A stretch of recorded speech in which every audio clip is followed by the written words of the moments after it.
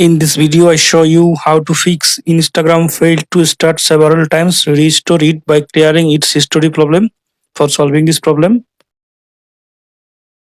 to Play Store, search for Instagram, tap on Instagram, update Instagram if available any update version.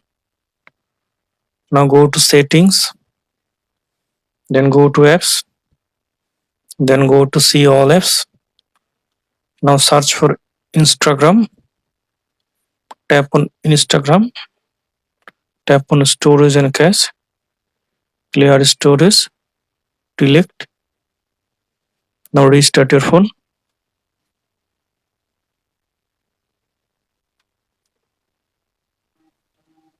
After restart your phone, now open Instagram.